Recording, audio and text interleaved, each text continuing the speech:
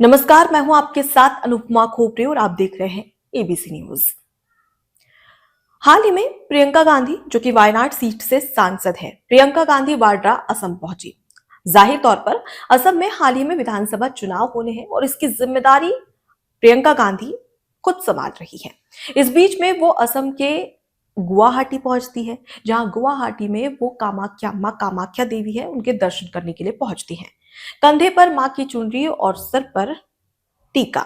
और इस दौरान भक्ति में लीन होती हुई दिखाई देती है प्रियंका गांधी वाड्रा।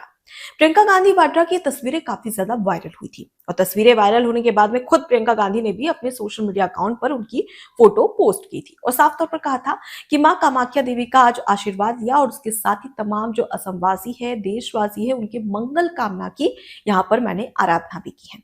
यहाँ इससे ये समझा जा सकता है कि सॉफ्ट हिंदुत्व की राह पर अक्सर प्रियंका गांधी वाड्रा चलती नजर आती है।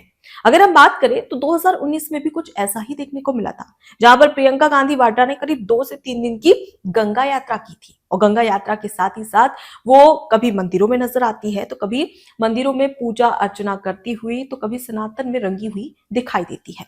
ये एक सॉफ्ट हिंदुत्व की राह पर प्रियंका गांधी वाड्रा चलती हुई नजर आ रही है। लेकिन ये क्यों?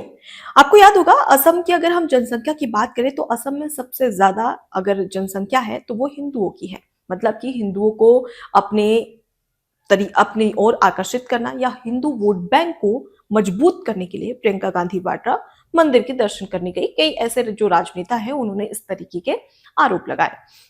अब इस बीच में जो प्रियंका गांधी वाड्रा हैं, उनकी मेहनत पर उन्हीं के नेता पानी फेर रहे हैं। वो कैसे?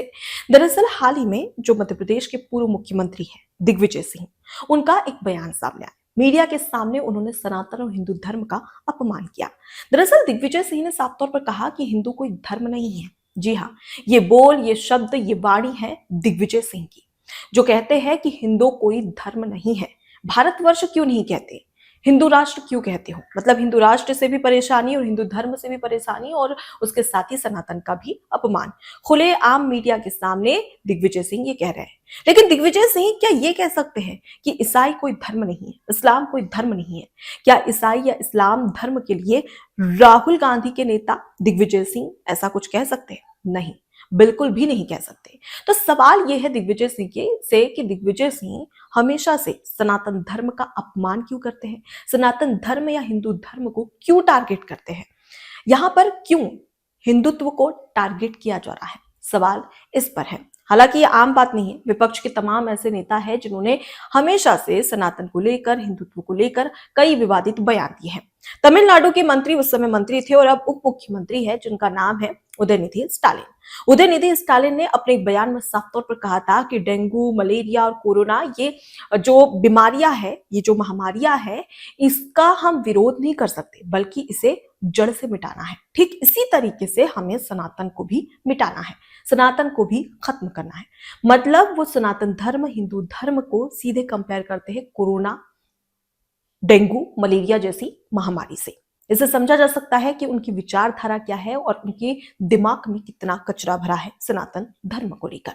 अब इसके बाद में आपको याद होगा, मल्लिकार्जुन खड़गे जो पहले कह चुके थे, जब महाकुंभ शुरू हो रहा था उस समय वो खुद कह चुके थे कि क्या गंगा में स्नान करने से आपके पेट को रोटी मिल जाएगी, क्या आपको आपकी भूख मिट जाएगी, ये वो कहते। इसके अलावा राहुल गांधी जो कि एक भरे सदन में सीधे ये कहते हुए नजर आते हैं, उनका एक वीडियो भी वायरल हुआ था। राहुल गांधी भरे सदन में कह रहे थे कि जो लोग खुद को हिंदू कहते हैं वो 24 घंटे हिंसा हिंसा हिंसा, नफरत नफरत नफरत करते रहते हैं। ये बोल, ये शब्द थे राहुल गांधी के। आखिर क्यों? क्या राहुल गांधी को भरे सदन में कभी आपने इस्लाम धर्म को लेकर या ईसाई धर्म को लेकर या जैन धर्म को लेकर इस तरीके के शब्द या इस तरीके की जो भाषा है वो बोलते हुए देखी है? नहीं। पर सनातन के लिए क्यों, हिंदू के लिए क्यों? आखिर क्यों इस तरीके से टारगेट किया जाता है विपक्षी नेताओं की ओर से? और उसके बाद में जब राजनीति की बात आती है, वोट बैंक की बात आती है, तो खुद को ही ब्राह्मण बता देते हैं, जनेऊधारी दत्तात्रेय गोत्र से बताते हैं राहुल गांधी। आखिर क्यों? सवाल इस पर भी खड़ा होता है। बात करेंगे आम आदमी पार्टी के नेता। एक तरीके से आपको याद होगा कि किस तरीके से अरविंद केजरीवाल, जब राम मंदिर का निर्माण हो रहा था तो उस समय अरविंद केजरीवाल जनसभा को संबोधित करते हुए कहते हैं कि मेरी नानी कहा करती थी कि मेरे राम कभी भी किसी की मस्जिद गिराकर वहां पर अगर मंदिर बनाया गया हो तो वहां पर नहीं बस सकते, मेरे राम इसके पक्ष में नहीं होंगे। ये अरविंद केजरीवाल खुद कहते हैं। और कुछ समय के बाद क्या दिखता है, अरविंद केजरीवाल खुद राम मंदिर में दर्शन करने के लिए जाते हैं। मतलब कि राजनेताओं का कभी कोई भरोसा नहीं है। सीधे तौर पर गिरगिट भी जितनी जल्दी अपना रंग नहीं बदलता, उतनी जल्दी ये जो विपक्ष के जो तमाम राजनेता है वो अपना रंग बदलते हैं, सनातन को लेकर, हिंदू धर्म को लेकर और वोट बैंक को लेकर। और ये इनकी राजनीति में साफ तौर पर झलकता है।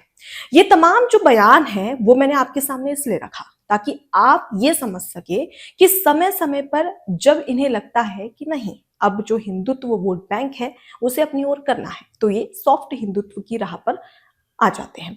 लेकिन जब इन्हें लगता है कि नहीं, अभी कोई काम नहीं है, तब उसी हिंदू धर्म को, उसी सनातन का अपमान करने से नहीं बचते हैं। और ये हमेशा से देखा गया है। एक नेता हो, दो नेता हो, तो मैं यहाँ पर गिनाऊं, यहाँ तो ना जाने विपक्ष के कितने ही नेता हैं, कितनी ही बड़ी फहरिस्त है, जिसे गिनाते गिनाते उनके बयान बोलते बोलते मैं थक जाऊंगी। लेकिन ना तो वो बयान खत्म हो गए और ना ही उन नेताओं के नाम।